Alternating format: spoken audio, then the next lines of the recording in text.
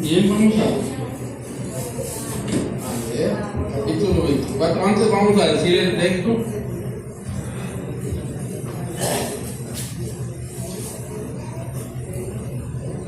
Jeremías 37.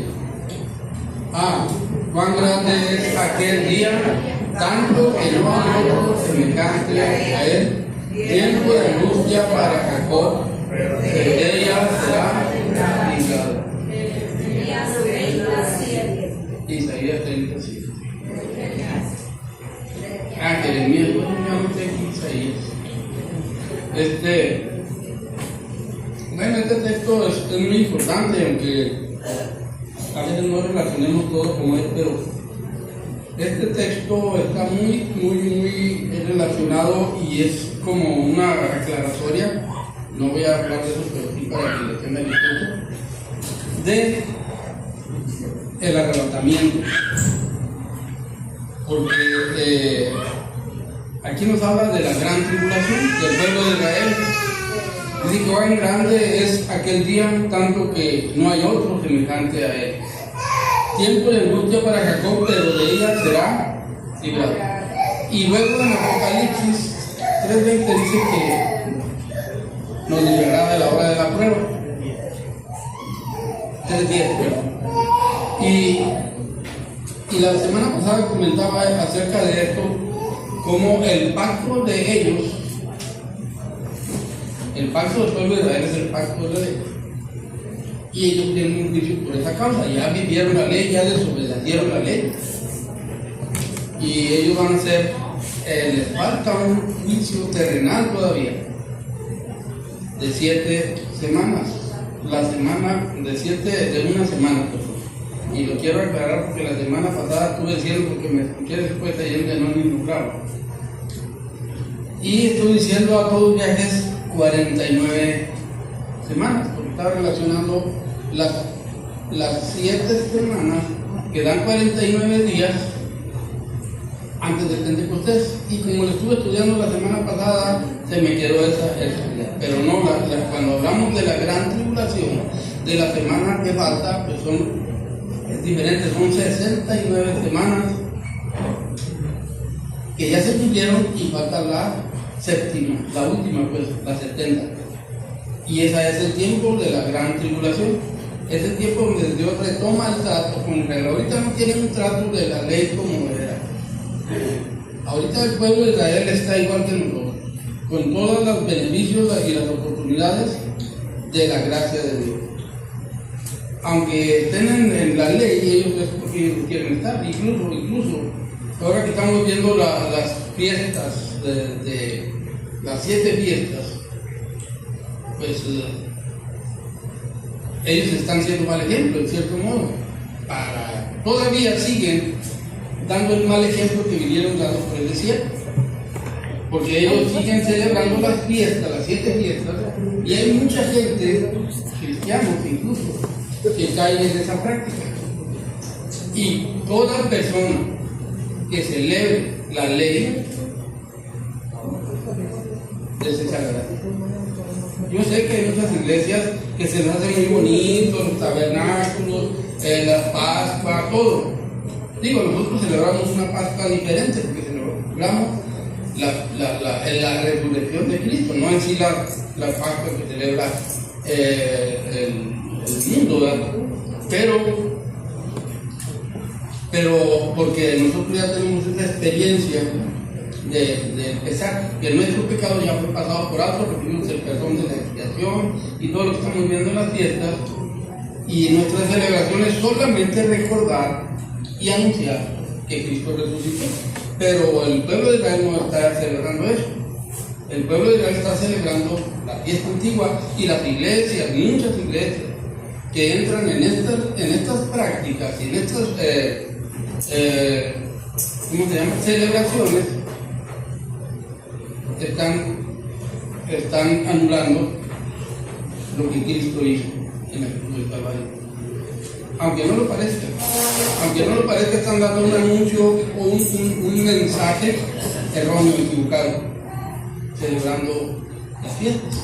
Son bonitas, yo no digo que no sean bonitas, también las celebraciones que se hacen de las espigas y de Pentecostés, todo eso en la Iglesia Católica, pues son muy coloridas y todo eso, pero no deja de ser una falacia, una mentira. Entonces, estamos apuntándonos, o ya estamos en la recta final. Estaba yendo ayer allí por ahí un anuncio de Galería que dice que ya que el 21 de septiembre, ¿verdad?, viene Cristo por su iglesia. Es lo que decimos siempre, siguiendo el orden que está correcto del cumplimiento de las fiestas, pero no, nos falta saber el día, la hora, el año exactos, y eso no está revelado. Entonces, pero ya han pasado cientos o miles de profetas anunciando eso muchas veces. Y lógicamente, por la lógica, como veíamos la semana pasada, por la tónica en que se fueron cumpliendo las primeras 4 fiestas, por lógica podemos pensar que sí suceda en un día como esos, de esas celebraciones. No podemos pensar o asegurar que sí, pero tampoco que no. Lo que sí podemos pensar es que todavía no se nos ha dado esa libertad, ni se ha dado ese anuncio de parte de Dios. Entonces, todos los que tiran a atinar es protagonismo, y todavía lo peor de todo es protagonismo por intereses de fama, de dinero, de una credibilidad, como si fuera la credibilidad que le tenemos a Cristo, que son indubitables en lo que dicen, que no se puede negar. No, sí se puede negar. Siempre se va a poder negar mientras den día, hora o fecha, ya empezamos mal. Entonces, pero de ahí se agarra muchísima gente para eso, ¿verdad? Bueno, vamos a continuar y vamos a leer capítulo 24. Vamos a leer todo el capítulo 24 y lo vamos a hacer alternadamente. Dice así la palabra de Dios: habló Jehová a Moisés diciendo: manda a los hijos de Israel para el aceite puro de hierbas sagradas para hacer la lámpara. Permítame repetir, porque como no van a grabar.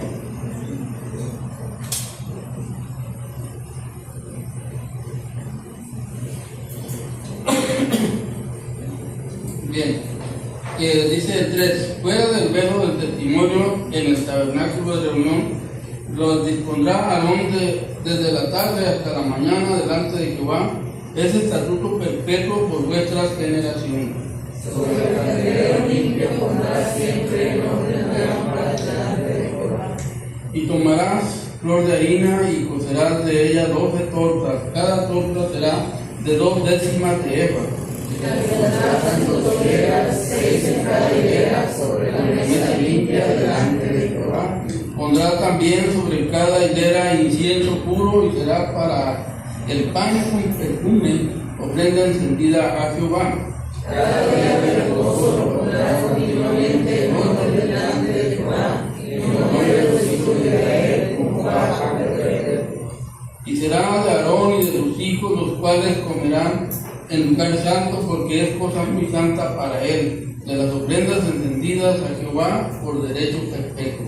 En aquel tiempo el hijo de una mujer israelita, el cual era hijo de un egipcio, salió entre los hijos de Israel, y el hijo de la israelita y un hombre de Israel vinieron en el campamento. Y el hijo de la mujer israelita blasfemó el nombre y maldijo.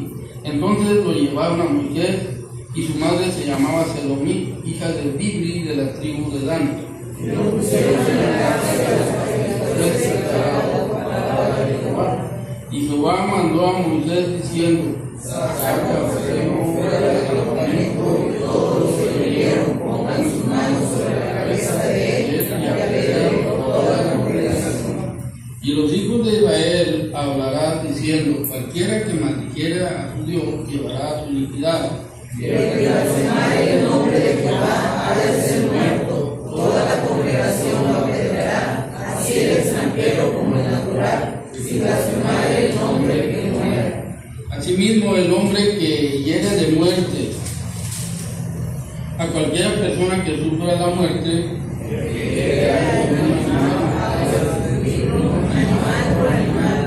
y el que causare lesión en su prójimo, según hizo, así le sea hecho. Rotura por rotura, ojo por ojo, diente por diente, según la lesión que haya hecho a otro, hacia a él. El que hiere a algún animal ha de restituirlo, mas el que hiere de muerte a un hombre, Un mismo estatuto tendréis para el extranjero como para el natural, porque yo soy Jehová vuestro Dios. y habló Moisés a los hijos de Israel, y ellos sacaron del campamento al blasfemo y lo apedrearon, y los hijos de Israel hicieron según Jehová.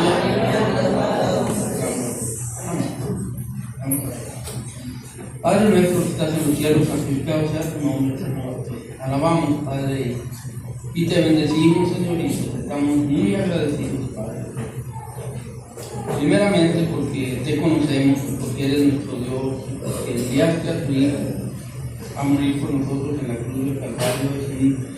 Es una gratitud que nunca se agota, que nunca se debe acabar en nosotros, porque nos has dado una esperanza que no existía para nosotros, la esperanza de vida eterna y la posibilidad, Señor, de estar un día contigo allá en el cielo, donde tú quieras que estemos.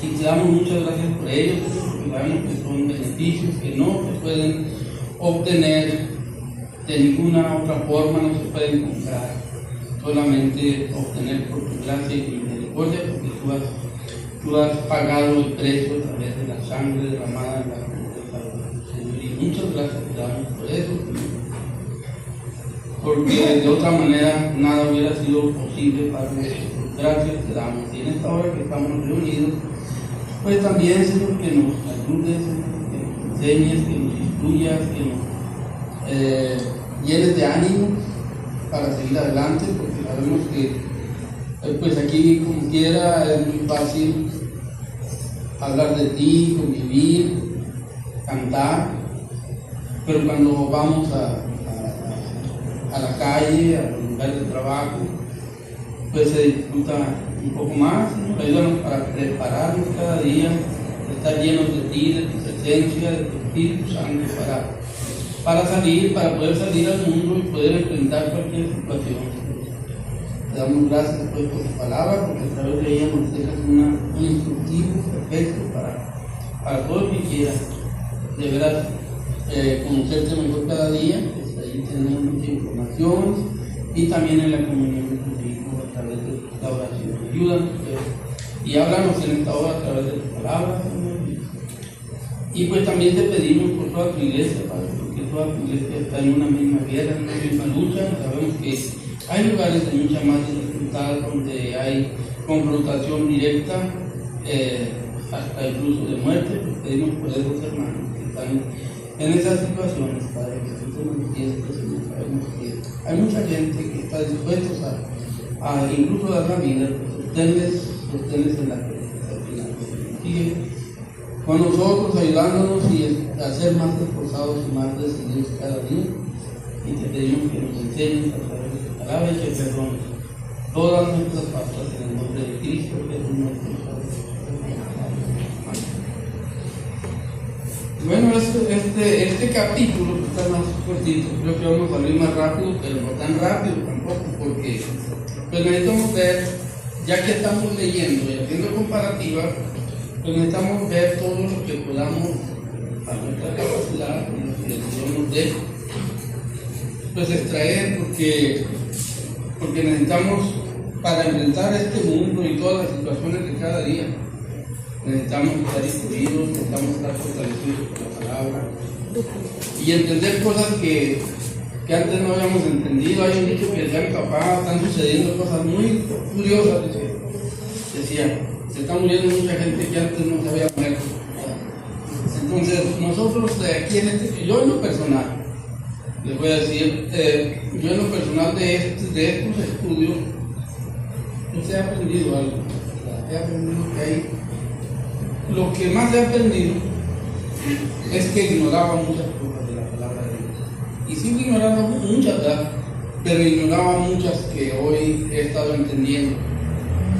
En cuanto a lo que, por ejemplo, lo que vemos que dice el apóstol Pedro, que ellos valoraban los apóstoles este Antiguo Testamento, de tal manera que decía el apóstol Pedro, se atrevió a decir, después de tener las experiencias tan personales con Cristo, pero en cuanto a la instrucción, se atrevió a decir, tenemos la palabra profética más segura, a la cual hacemos bien en estar atentos.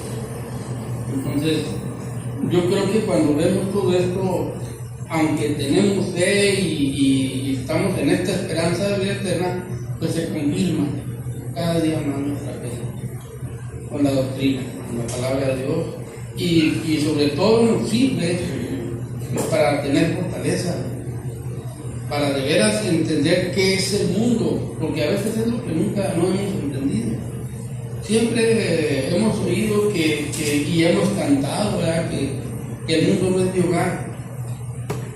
Y están bonitos los cantos, son ilustrativos, son emocionantes y qué bueno que existen y que nos inspiran.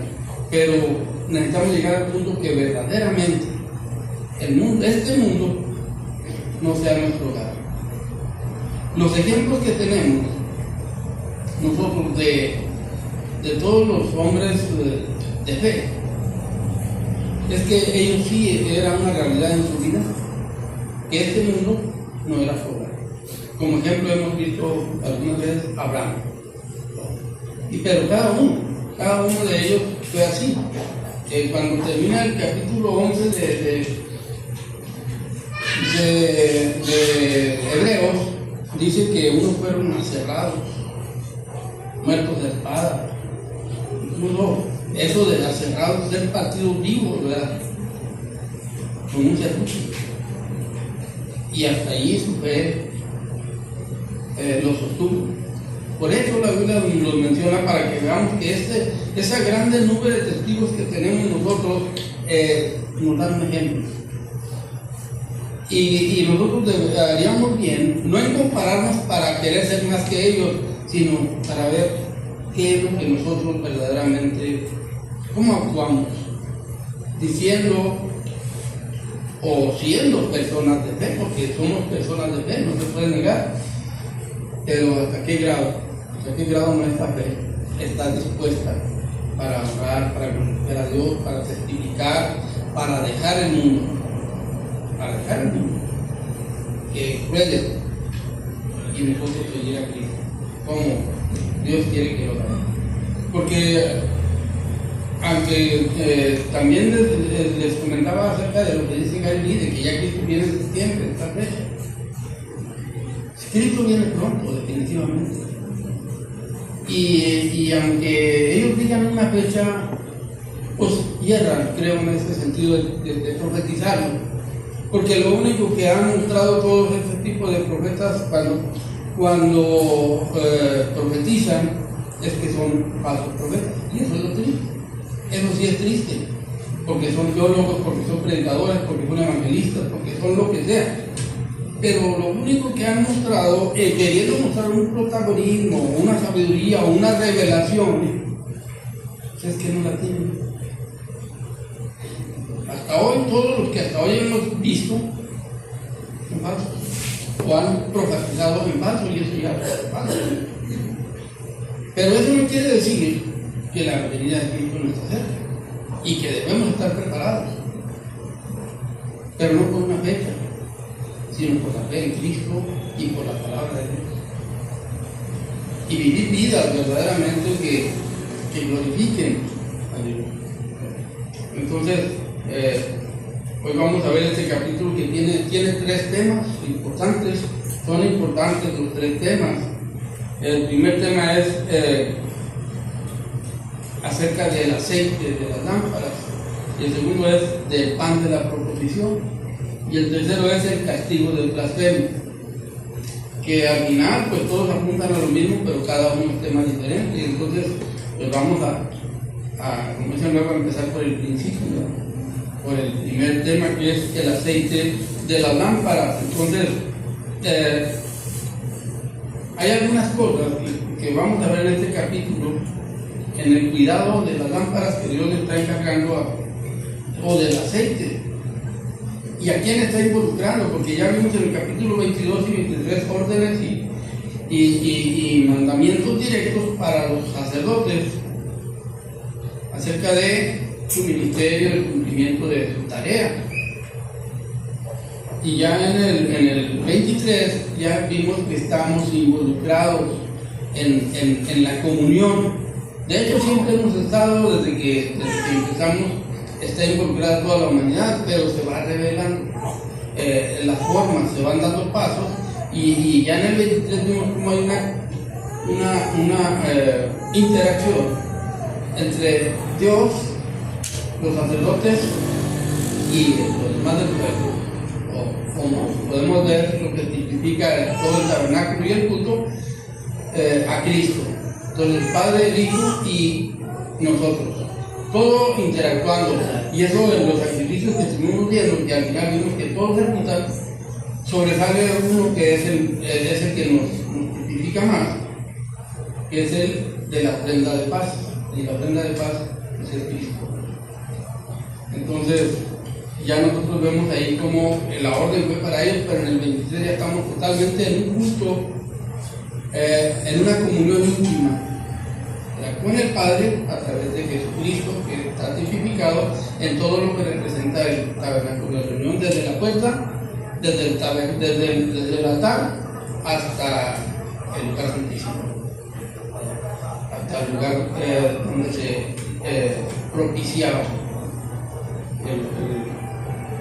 ¿cómo se llama?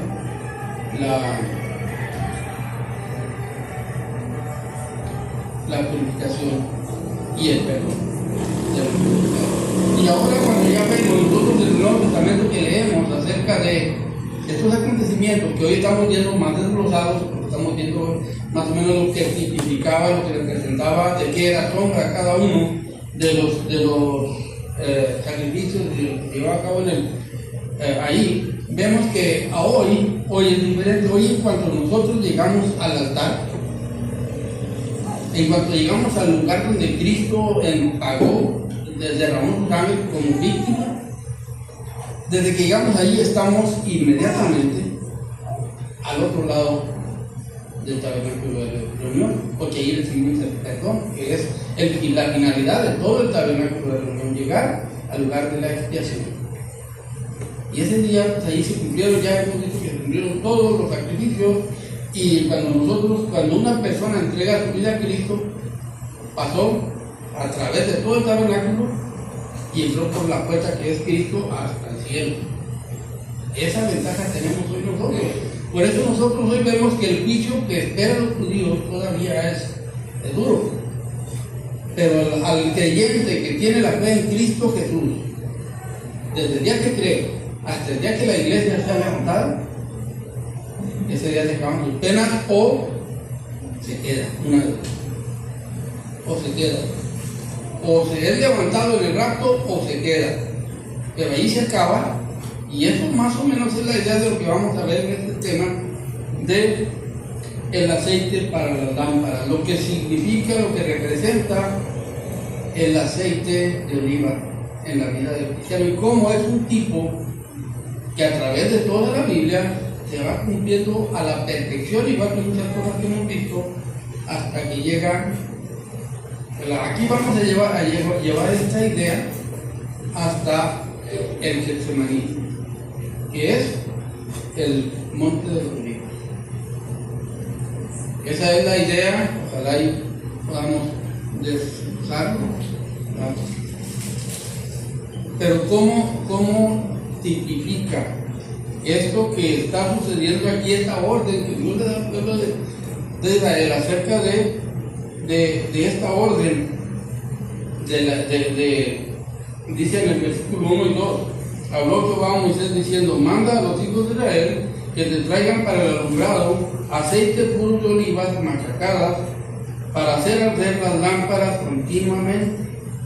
Esta es la orden que el pueblo de Israel, que no los sacerdotes, sino la gente van a,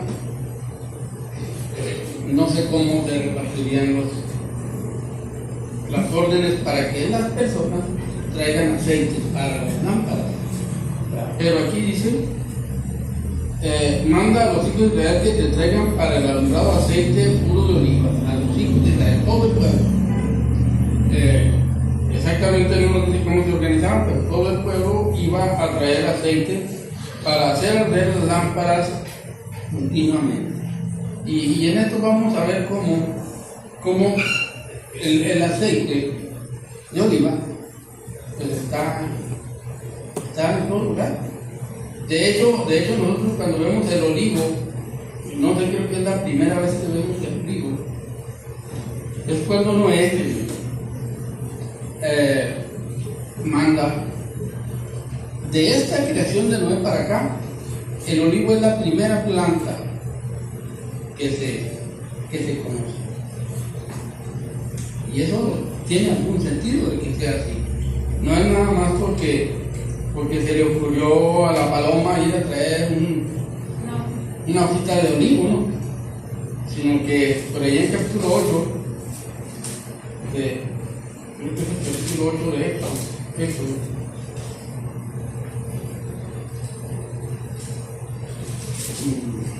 no, dejemos.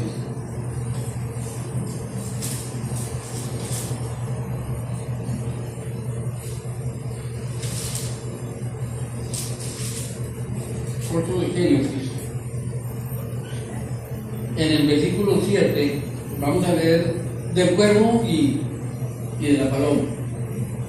En el 7 dice, envió un cuervo, bueno, desde el 6, sucedió al cabo de 40 días, abrió Noé la ventana del arca para que había hecho, y envió un cuervo, el cual salió y estuvo yendo y volviendo hasta que las aguas se secaron sobre la tierra. El cuervo estuvo yendo y viniendo. Parece que el cuervo pues no se presentaba con Noé, sino que venía, no tenía dónde poner su pie y iba a separar el arca, pero ahí andaba. Pero entonces creo, eso ya es deducción mía, que cuando Noé veía que el cuervo no era del tipo de que vende por la ventanita y todo eso, entonces envió también de sí una paloma para ver si las aguas se habían retirado de sobre la faz de la tierra. Y no halló la paloma donde sentar la planta de su pie y volvió a él al arca, porque las aguas estaban aún sobre la faz de la tierra. Entonces se le extendió su mano y tomándola la hizo entrar consigo al arca. Era más dócil, hermosa, secó. Y eso también nosotros sabemos lo que significa la paloma, lo que representa la paloma. Entonces, desde ahí estamos viendo un sentido de cómo, por qué cuando Cristo fue bautizado, pues ¿qué dijo Juan? Que veía al Espíritu como una paloma que se asentaba sobre Jesús. Y entonces, porque también la paloma siempre hemos sabido que significa y representa al Espíritu Santo.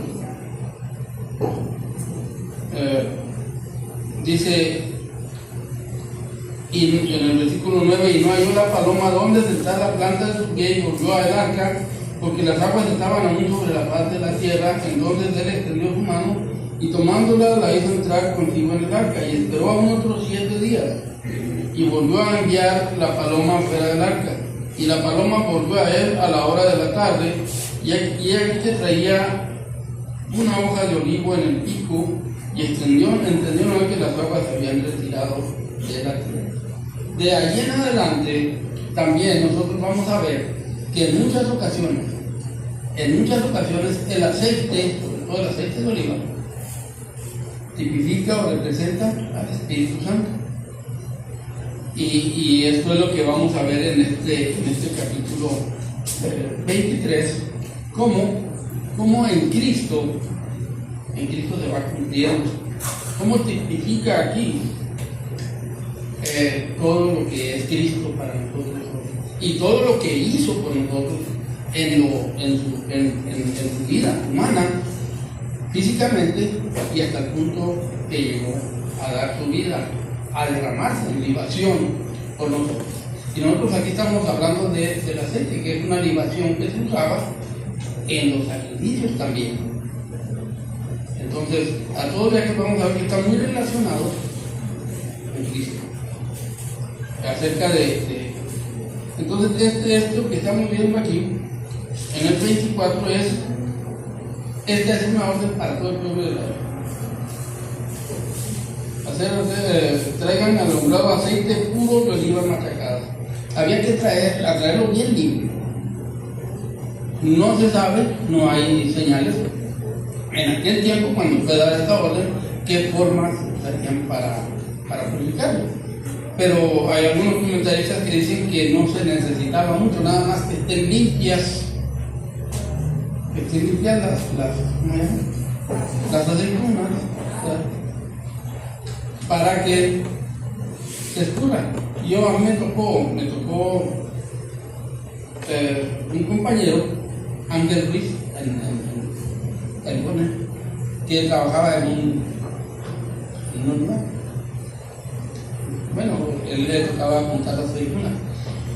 Y pues dice él nada más sabe hasta dónde las juntaban. Dice, yo las juntaba, las echaba en el bote y empieza el bote a llenarse. Donde ya están maduras y el aceite se empieza a soltar. Ya nada más después vienen y vacían las uvas y hacen todo el proceso de triturarlas, pero ya hay mucho aceite ahí. De hecho, llevaba. Y yo ahí con él aprendí a comprarlas, a comerlas, porque yo ni las conocía, las aceitunas. Entonces él llevaba un botecito de cuando en cuando, y ahí lo ponía en medio de la sala, en la mesita, y siempre estaba ahí. Qué ricas, y yo pues las veía, y eran esas negras, y el aceitito estaba medio negrito, y se saboreaba. Y empecé a seguir la corriente, después ya, lógicamente, crean gusto. De por sí no son malas, pero me empezaron a gustar de tal manera que cuando estaba ahí sentado viendo la televisión, pues estaba comiendo, pero o sea, traídas del árbol, o sea, maduras, pero traídas del árbol, ningún proceso otro. Entonces ya no sé ahí, pues se las dice, no, pues les decía, ¿y cómo le hacen? Se las llevan y no sé cómo las hacen, pero cuando por todas las que él juntaba. Entonces, el proceso exactamente no lo sé, ahora ha de ser muy bueno, lógicamente, estamos en tiempos donde la tecnología ha avanzado muchísimo y el aceite de hoy yo creo que no se parece en nada, el de oliva, al aceite con el que guisaban en aquel tiempo, porque también se usaba para la comida. De hecho hay algunas cosas que yo anoté aquí acerca de los usos. Me encontré una lista grande, pero no anoté toda la lista, simplemente puse una lista de cosas de los contenidos o de lo que tipifica o representa o los beneficios que tiene el aceite de oliva. Y anoté una cosa que una dice que se usaba, y eso ya lo sabemos, porque es precisamente lo que vamos a ver aquí, por eso la puse aquí en primer lugar. Se usaba como combustible y luego para nosotros tiene un significado espiritual, lógico, que produce luz, y para nosotros tipifica la luz del Espíritu Santo, o la luz de Cristo. Y otra que anoté es que la usaban como detergente, como jabón para la limpieza personal. Entonces, pues eso también nos habla de la limpieza del Espíritu Santo en nuestras vidas. Como quiera, le da mucha importancia al aceite, todavía le da, porque lo usan para ungir a la gente, para ungir las casas, para ungir el carro, creyendo que ese es el poder. Bueno, es que también vamos a ver algo aquí que que tenía una representación en el aceite. Ahora lo hacen como rituales o como cosas que no tienen sentido espiritual, porque se ha usado para todo tipo de rituales esotéricos, hechiceros y todo eso, ¿verdad? Pero sí tienen un sentido. Por ejemplo, cuando Santiago usa la palabra de que dice que a los enfermos se les unja con el Espíritu Santo, no lo hace con el sentido de que eso es lo que va a sanar al enfermo, lo va a sanar Dios a través de la oración. Pero el sentido de Santiago es porque ellos tenían otra idea, y era cierta, y es cierta todavía, que dice, que también la voy a leer aquí ahorita, vimos en lo que es bueno para la acción personal, lo usaban para eso, pero también lo vemos en las ceremonias del pueblo de Israel, en todas las ceremonias, y eso es para nosotros bien el sentido de la santificación por el Espíritu. Eso simboliza. Y como alimento pues ya no se diga. Es muy bueno, muy sabroso. Se comía, como decía ahorita, bien a gusto. Pero sí, también para todo eso, para sanidad. Es lo que ahorita vamos a mencionar eso. Pero entonces cuando vemos como alimento, pues Cristo es nuestro alimento espiritual. Entonces aquí vamos viendo cómo tipifica todo a Cristo.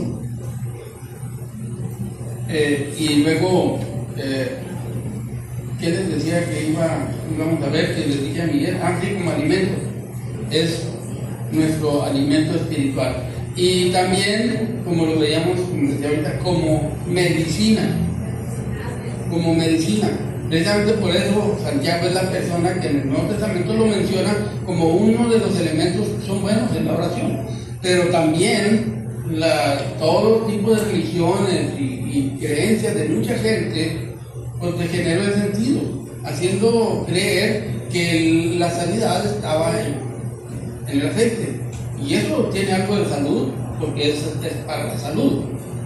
Pero en realidad la oración eficaz es la que hace efecto, cuando es una oración eficaz, cuando se hace con una dedicación y una entrega y una fe puesta en Cristo, aún con aceite o sin aceite, sin el aceite. O sea, el aceite lo han hecho tan necesario porque se ha hecho negocio en algunas sectas, religiones o cristianos, que pues a lo mejor en vez de ayudarles está estorbado en lo que es el testimonio, ¿sí? Entonces vemos que tiene algunos significados, pero vamos a ver cómo el aceite, que aquí le está pidiendo Dios al pueblo de Israel, que se encargue de traer para las lámparas, tiene un significado que va mucho más allá.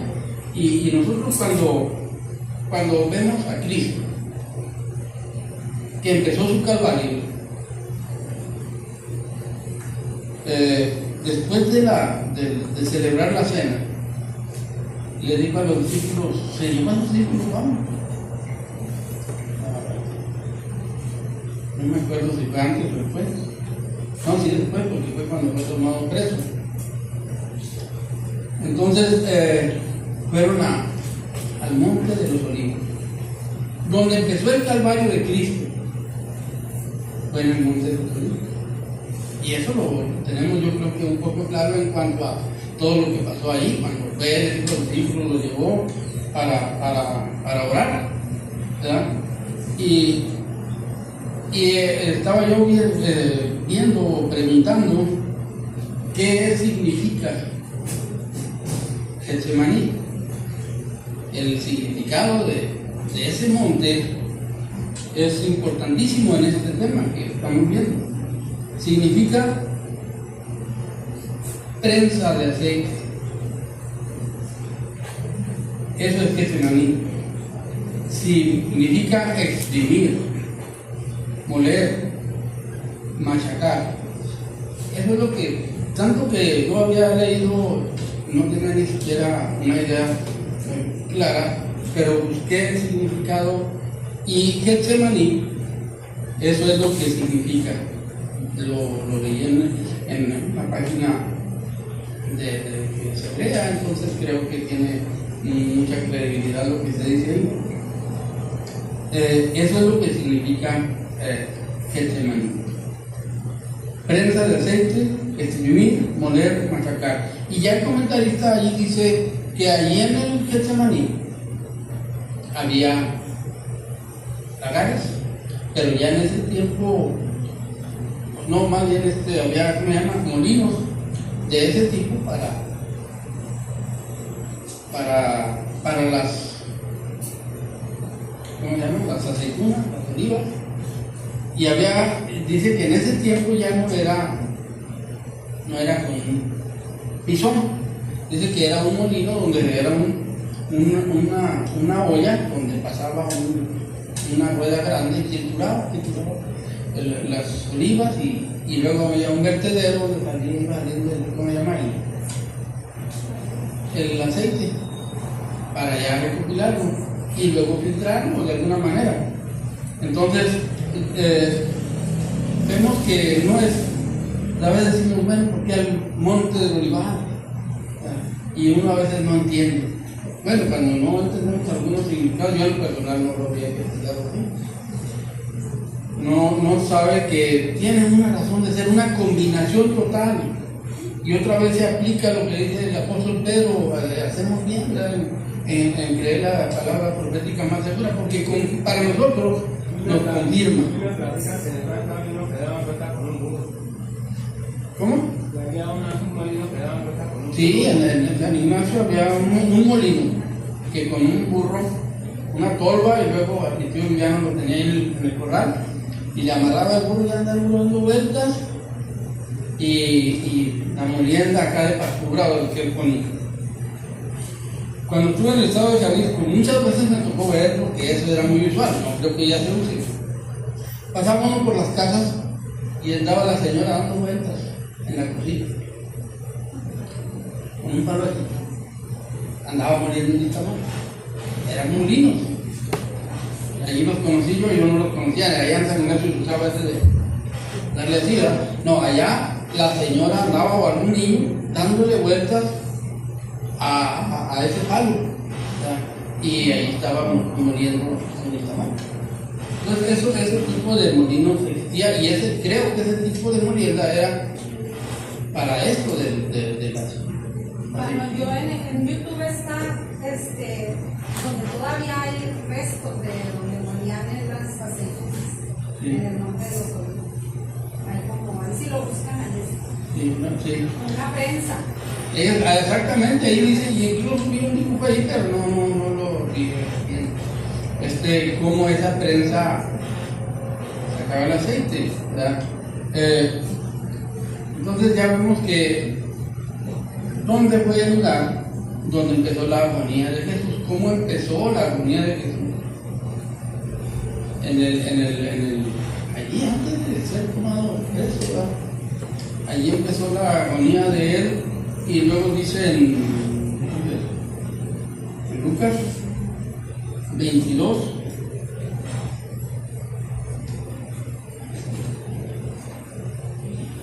Lucas 22. Jesús oró, hizo una oración allí en Getsemaní. Ya muy conocida de todos, la voy a leer. Dice: Jesús ora en Getsemaní. En el versículo 39 de Lucas 22 dice: saliendo se fue como solía al monte de los olivos, y sus discípulos también le siguieron. Cuando llegó a aquel lugar les dijo: orad que no entréis en tentación. Esta es una recomendación muy importante que al final toma mucho peso para nosotros, acerca de lo que les dijo a los discípulos. Dice: y él se apartó de ellos a distancia como de un tiro de piedra, y puesto de rodillas oró, diciendo: Padre, si quieres, pasa de mí esta copa, pero no se haga mi voluntad sino la tuya. Cuando Cristo está haciendo esta oración, ¿qué está sucediendo? Está entregando su vida.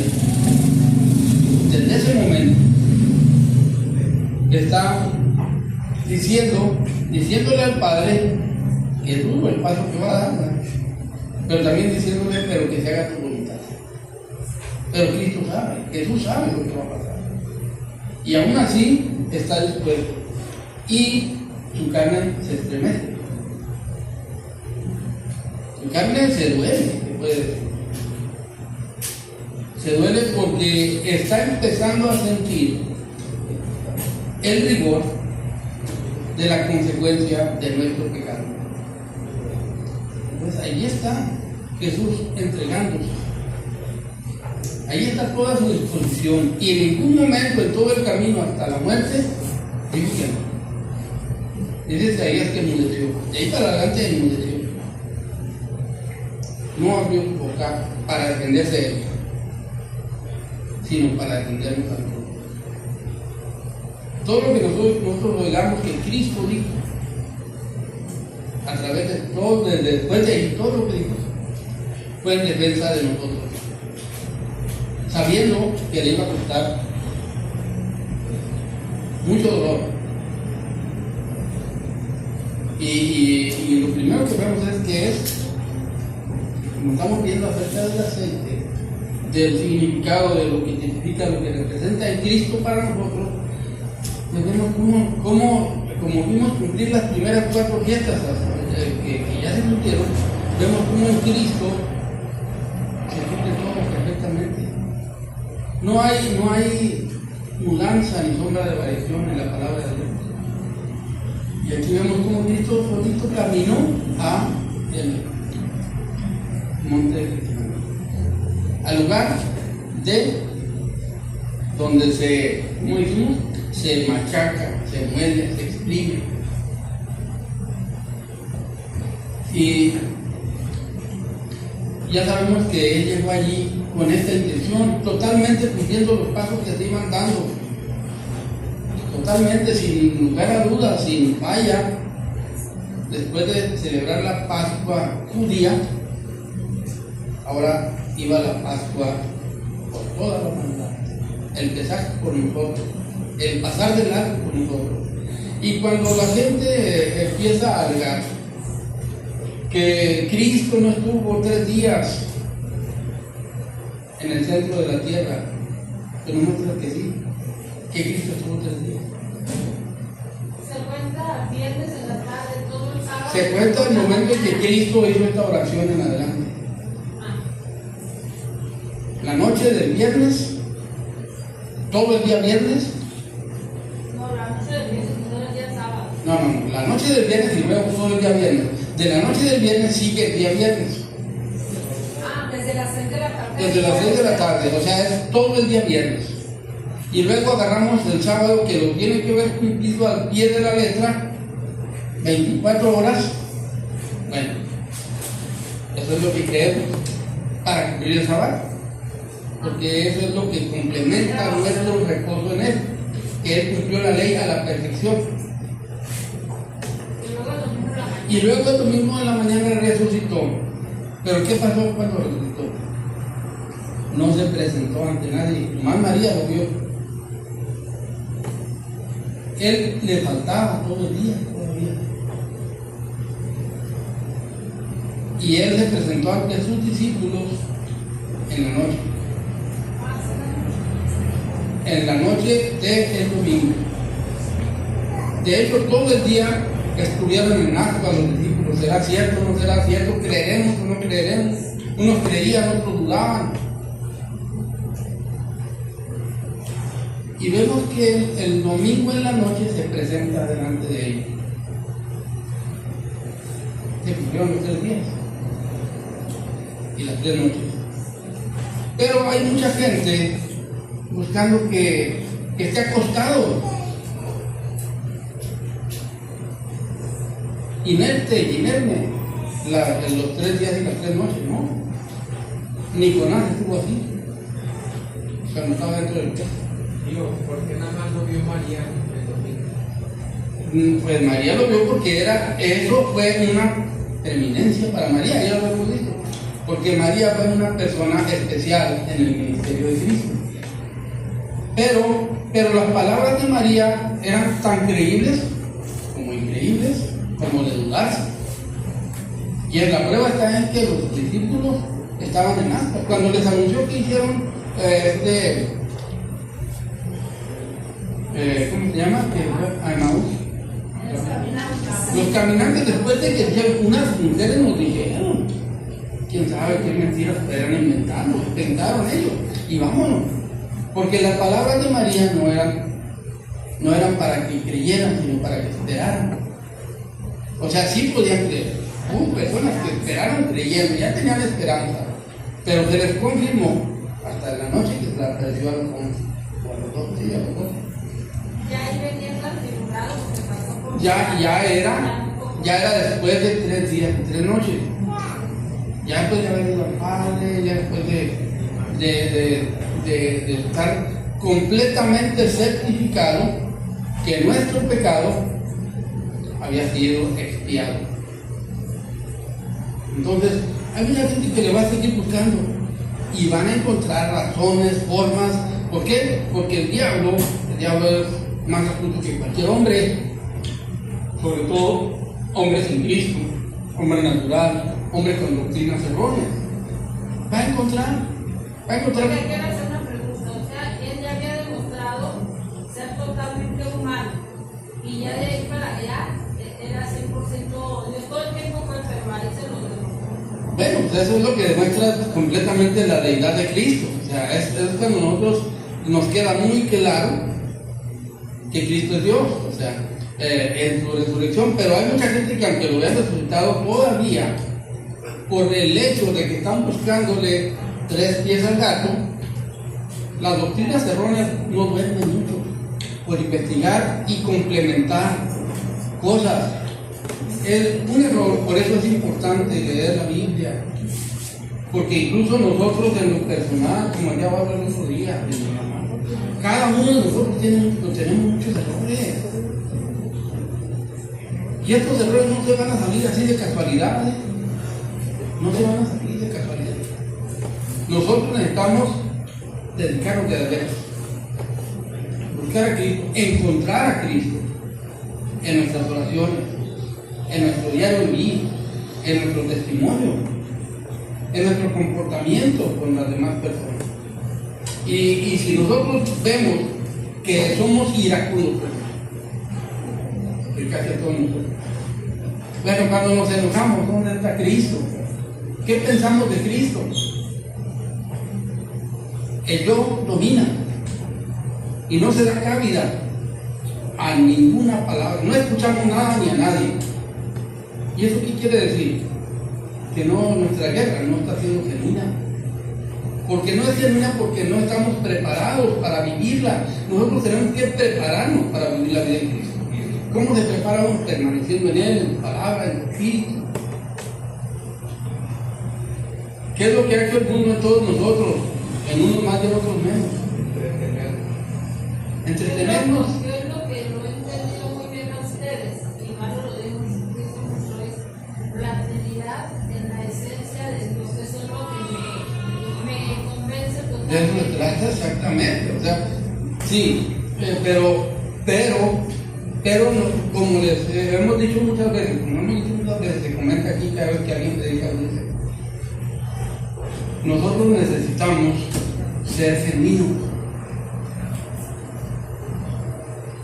escudriñarnos a nosotros mismos, pelear la batalla verdaderamente, no conocer que hay una batalla, no oír que hay una batalla del alma, no, pelearla. Imagínense un soldado que está en el frente de batalla y dice, no, pues ahorita descanso un ratito, ¿qué le pasa? Ahorita me relajo, voy a echarme un sueño. ¿A poco puede un soldado hacer eso? Puede. Porque nosotros sí podemos, creemos que podemos, pero nos dormimos de nuestros laureles y el diablo nos deja bien tirados, bien heridos.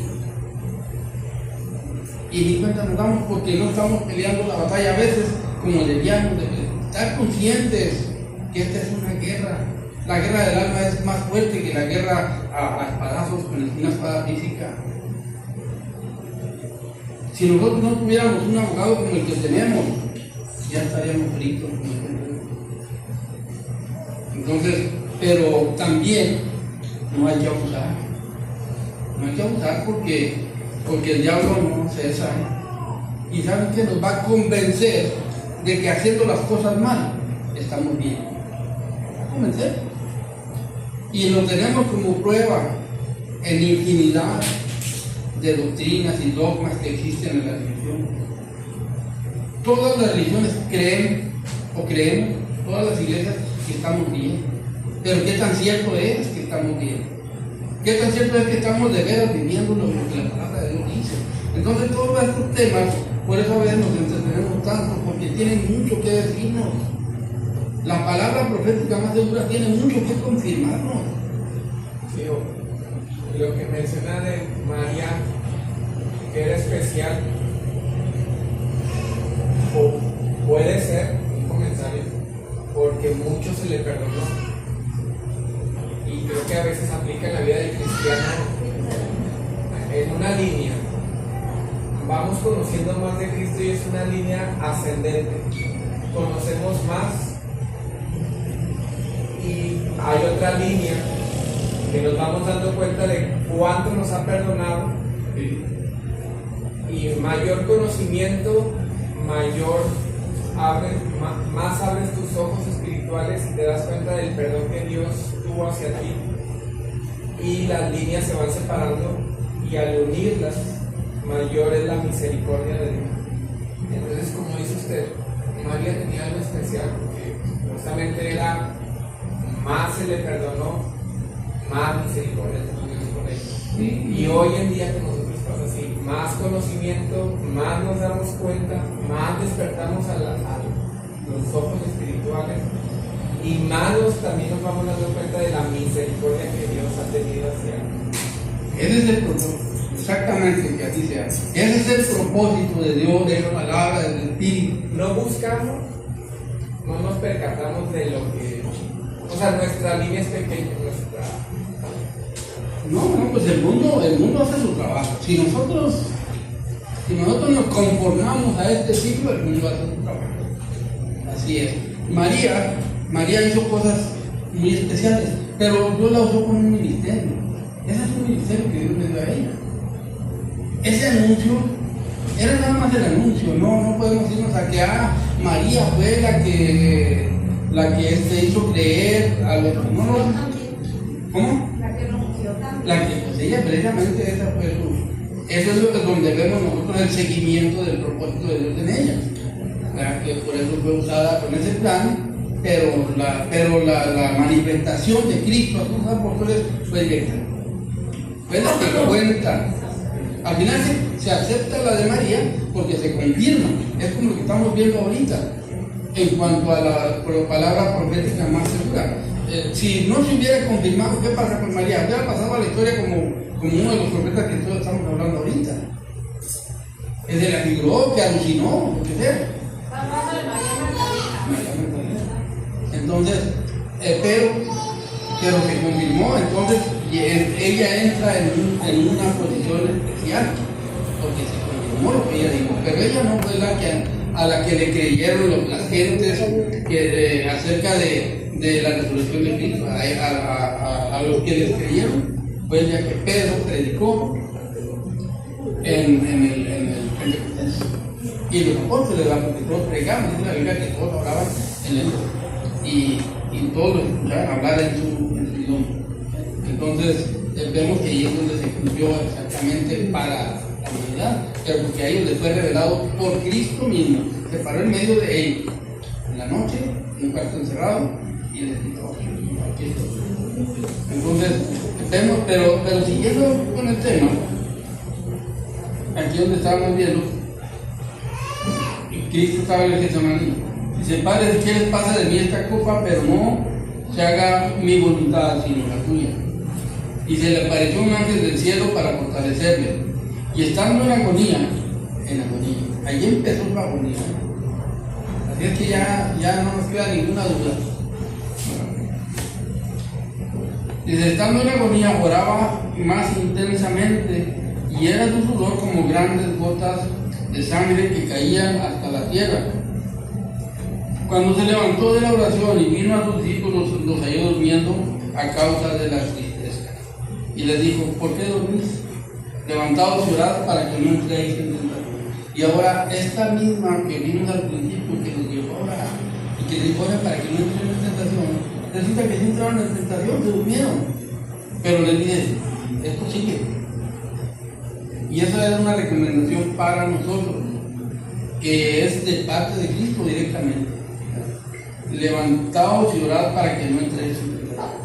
La forma más fácil de entrar en tentación es no orando. Esa es la forma más fácil. Es donde el diablo tiene las puertas abiertas, el mundo tiene las puertas abiertas, los amigos del mundo tienen las puertas abiertas para hacernos invitaciones, para buscar convivencias mundanas con nosotros. Y si no no vamos a estar listos, lúcidos, para enfrentar a los amigos que como buenas personas, riéndose, invitándonos a un paseo, invitándonos a una fiesta mundana, con un carisma que decimos, ¿cómo le digo que no? Y ya vamos, como dijo Salomón, ¿verdad? Como el hombre tras de la mujer extraña, como el juez que va al matadero. Así, es lo mismo. Por eso Cristo dice que estos tiempos son tiempos difíciles, porque estamos a veces viviendo vidas cristianas sin orar, sin meditar en la palabra, vidas cristianas, sin dedicarnos, como la Biblia dice que, como Cristo dice que debemos dedicarnos. Ahí andamos de buenas gentes con el mundo, con la sociedad. No sabemos que es como el vino, que dice, no miren al vino cuando lo sea, porque después, como serpientes morderán. Ese es el vino de la nación. El seguir la corriente a la sociedad nos está deteniendo muchísimo, nos está entreteniendo muchísimo, primero que nada, de disfrutar de los placeres de la gracia de Dios. Porque nosotros podemos presumir la gracia de Dios, pero disfrutar de la paz que Cristo da, solamente se disfruta. Solamente se disfruta viviendo una comunión íntima con Él. Solamente. Pero decir que tenemos esa felicidad, presumir que tenemos esa felicidad, presumir que tenemos esa fe, lo podemos cualquiera hacer. Pero eso no es la realidad. Esa no es la realidad. Entonces necesitamos, cada uno de nosotros necesita estar seguro que esa sea una realidad de su vida. No una forma de hablar y de vivir, no, una forma de vivir, de vida, de testimonio ante los que nos rodean, así estricto, en todas las áreas de la vida. Y cuando vemos que aquí nos habla de lo que vimos aquí, que habla de aceite para alumbrado, se trata de un aceite puro, uno que tipifique, represente y que está confirmado en Cristo, en su acción, en su actuación, en su entrega.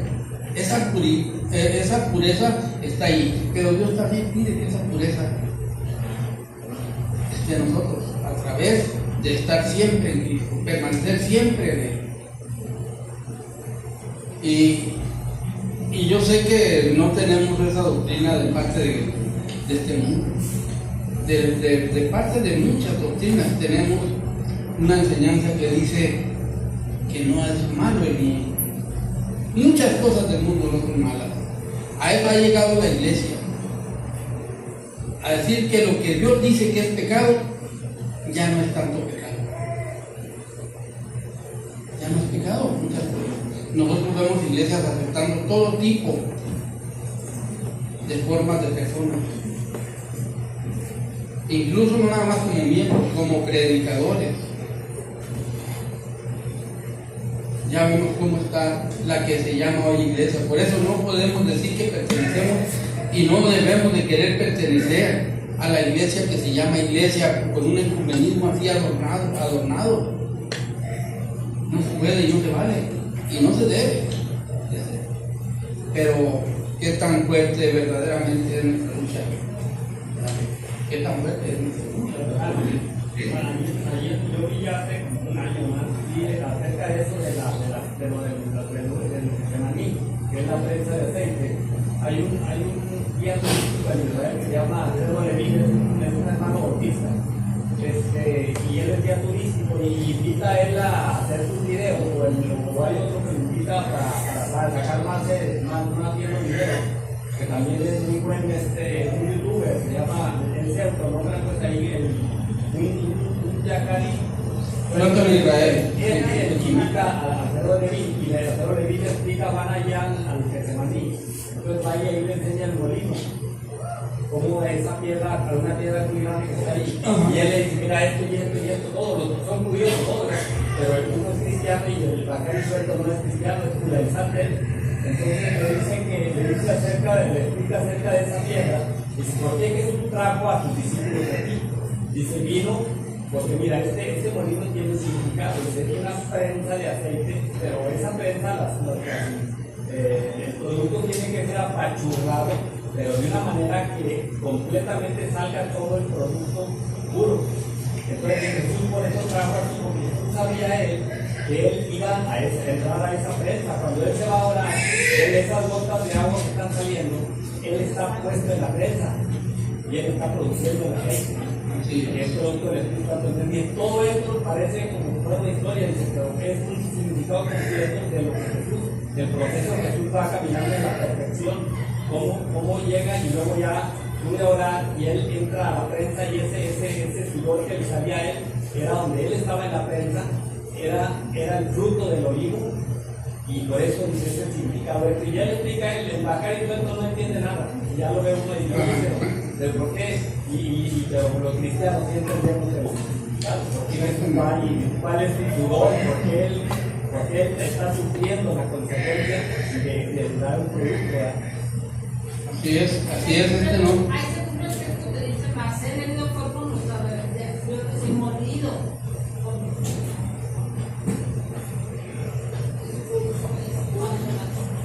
Aceitunas son excluidas del campo. Así es.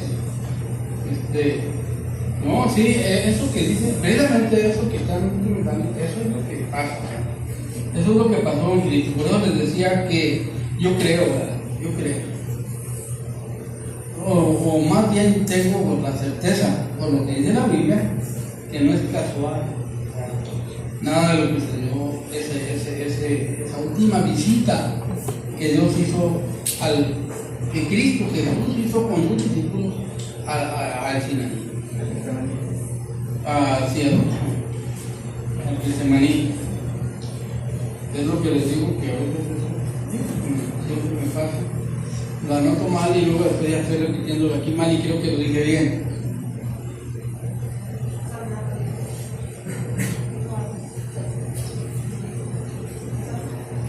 No, pero sí es bueno aclarar porque yo sé que se entiende que es un error que yo cometí, aunque lo sepa, lo cometí a la hora de decirlo, ¿verdad? Pero pues bueno aclarar todo eso. Entonces, ya vimos ahí que precisamente es el lugar donde se prensan las olivas, donde empieza un proceso muy difícil para Cristo. Allí empezó el proceso de esta oración donde eran como gotas o gruesas gotas de sangre, es lo que estamos viendo aquí ahorita en Lucas, que salían de su frente. Y esa, como decía ahorita, es una transformación. O sea, si nosotros nos ponemos a pensar qué es lo que pasó allí en cuanto al sufrimiento de Jesús, las gotas como gotas de sangre, y luego vemos que lo agarran, lo toman preso, y luego enseguida, ¿qué le hacen? Le ponen una corona de espinas. No era un adorno, estaban sepultadas en su frente. Y ahí nosotros vemos como lo que se llama ahorita la transformación de la esencia del propósito de Dios, que al final se manifestaría en la sangre de Cristo derramada en la cruz del Calvario. Por eso desde allá se encamina, porque lo que él sudaba era esencia de sangre. Por eso dice como gotas de sangre. Pero cuando ya le pusieron la corona, ¿qué salía? Sangre. Empezó a ponérsele rojo el rostro. Imagínense una corona de espinas enterrada en la cabeza, en la frente. Entonces, por lo les digo, nada, si vamos acomodando las cosas, nada es casualidad. Todo tiene un propósito de mostrarnos a nosotros el sacrificio de Cristo en la cruz del Calvario. Pero este es el comienzo, es donde empieza su martirio. Él empezó con el dolor del peso del pecado de nosotros allí en el Getsemaní. Pero cuando ya estaba, cuando ya lo tomaron preso, ya él ya estaba prácticamente muerto. Porque él entregó su vida, él puso su vida, que ya que se dejó tomar preso, y ya había puesto su vida por nosotros. Ya nada más faltaba que nosotros sepamos y veamos el proceso y que veamos qué es lo que verdaderamente él hizo por nosotros, para que valoremos un poco dónde tenemos nuestra mirada aquí en el mundo. ¿Qué es lo que nos quita el tiempo? ¿Qué es lo que nos roba el tiempo?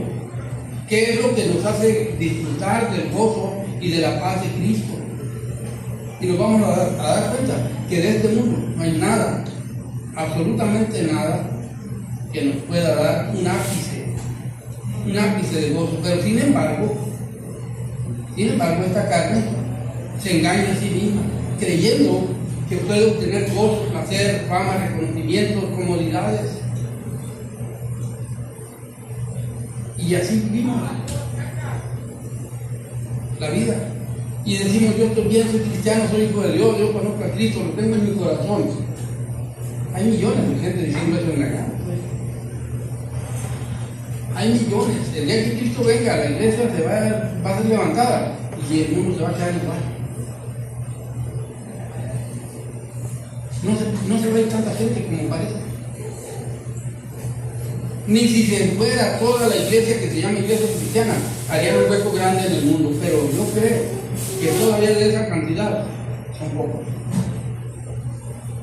Porque nosotros estamos mundanalizados. La iglesia, que hoy nos llamamos iglesia cristiana, estamos bien mundanalizados. Entonces, ojalá y cada uno de los que estemos aquí tomemos esto en cuenta. Porque lo que Cristo hizo por nosotros, cuando lo vemos entrar a este Getsemaní, hasta que dijo consumado esto, no es cualquier cosita lo que pasó. Como para que nosotros vivamos nuestras vidas como nuestras, no somos nuestros, somos de Cristo, somos de Él. O sea, nosotros no podemos escondernos en que un día mi mamá me enseñó, mi papá me dijo. No, todo el que esté escondido ahí está escondido como Adán y Eva cuando estaban en el huerto del Edén, escondidos de Dios. Pero estaban descubiertos, no, ellos creían que nadie lo veía, pero estaban descubiertos de Dios. Entonces nosotros tenemos que meditar bien y empezar a dar pasitos de veras, ¿verdad? Viendo todo lo que Cristo hizo por nosotros. Entonces vemos cómo Cristo le pasó esto, ¿verdad? Que sucedió esto en él, que lo primero que hicieron fue ponerle una corona de espinas en su frente. Y empezó, ahora físicamente cualquiera que vemos que estamos siguiendo el orden de las cosas en el Nuevo Testamento, vemos cómo en el Antiguo Testamento está, podemos decir, fundamentado. Y cómo nos confirma, cómo se encadena una cosa con la otra para que verdaderamente nosotros vayamos entendiendo lo que la misma Biblia dice, que es viva y eficaz. Y lo creamos de tal manera que vivamos a la luz de ese conocimiento que la palabra de Dios es viva y que viva en nosotros y que vivamos nosotros por ella. De tal manera que el mundo no nos adormezca como ¿qué pasó con los apóstoles aquí? Estaban ahí cerquita de Jesús, andaban con él y se durmieron. Entraron en la tentación. Entonces vemos que esto se va cumpliendo para nosotros en esta porción que estamos leyendo acerca del versículo de los versículos que estamos leyendo, acerca del aceite puro de oliva machacado para hacer arder las lámparas continuamente. Y fuera del velo del testimonio en el tabernáculo de reunión las dispondrán desde la tarde hasta la mañana delante de Jehová. Es estatuto perpetuo por vuestras generaciones. Sobre el candelero limpio pondrá siempre en orden las lámparas delante de Jehová. Y vemos cómo esto se va. Cristo va, lo que vamos a ir viendo, se va a ir viendo cómo se cumplió. Lo que mismo que hemos visto acerca de cómo se cumplió el Pentecostés, cuando llegó el Espíritu Santo en el día del Pentecostés, y cumplió las leyes perfectamente con el derramamiento del Espíritu Santo en los apóstoles. Bueno, entonces aquí vemos también cómo se va cumpliendo en cuanto a la iglesia.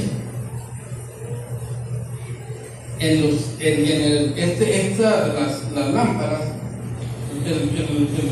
el candelero, que era el propósito que se alumbre cada una, lo vemos en Apocalipsis. ¿Cómo se cumple acerca de las 7 iglesias? Primero vemos que son 7 candeleros y son 7 brazos. O sea, es un candelero. Ahí habla de 7 candeleros porque habla de los 7 brazos del candelero, lógicamente. En Apocalipsis capítulo 1. Y habla de este candelero, de lo que Dios pide, cómo se alimente el candelero. ¿Y qué tipifica y qué representa cada uno de los brazos para nosotros? Que representa y tipifica cada una de las épocas de las 7 iglesias. Y al último vemos que la Odisea, ya se la ve muy mal, la Odisea ya termina en una apostasía. ¿Pero por qué es? ¿Por qué termina la iglesia de la Odisea en apostasía? Porque la iglesia se fue degenerando. Empezaron a pensar que no era tan necesario echarle el aceite puro, el aceite limpio. Y cada iglesia fue dejando cosas, hasta que llegó a la Odisea, que la Odisea ya no tenía cuidado de nada. Ya no le importaba el aceite, ya no le importaba la pureza. De tal manera que esa iglesia Dios la declara aquí en Apocalipsis capítulo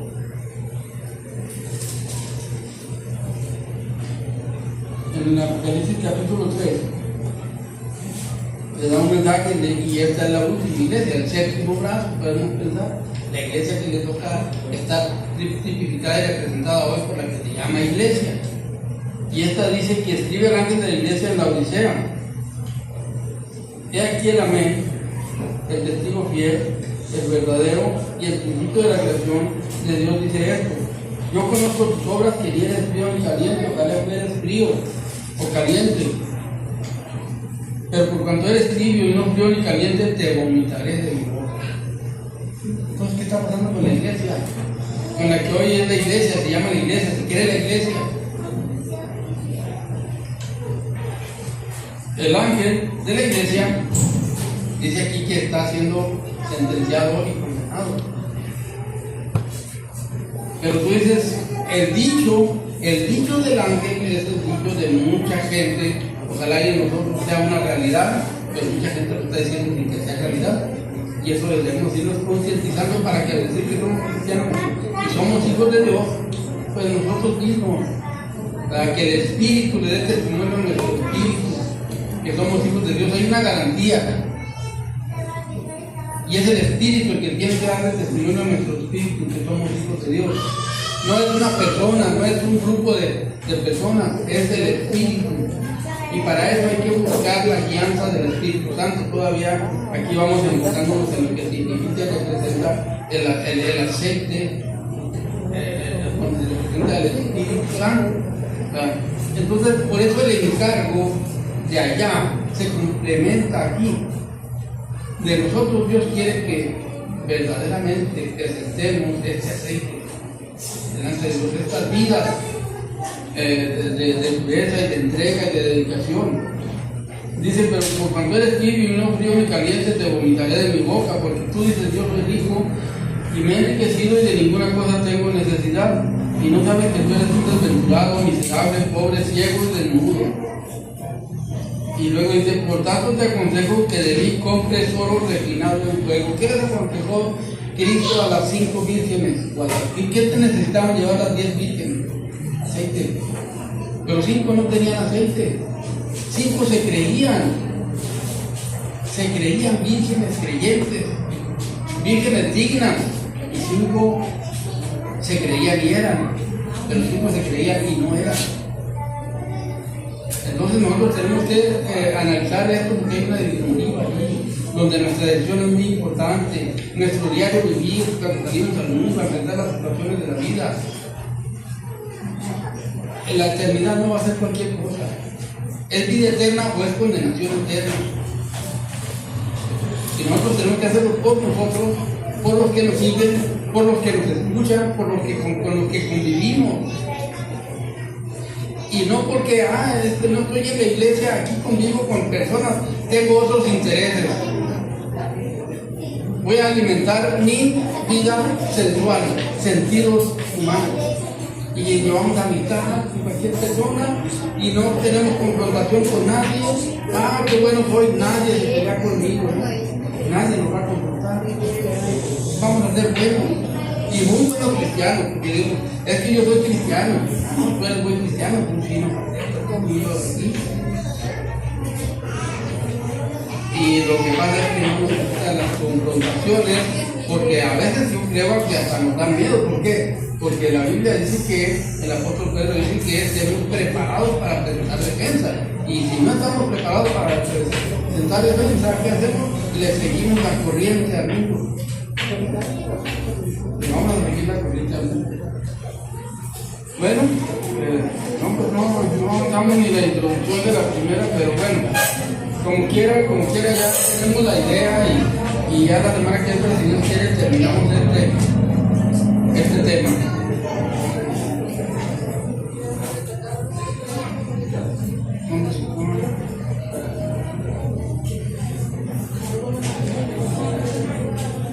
Vamos a aprender Lucas 22, 44. Lucas 22, 44. Para la semana que entra, Dios les bendiga. Y la semana que entra seguimos con este tema. Vamos a dejar el lugar a Abraham.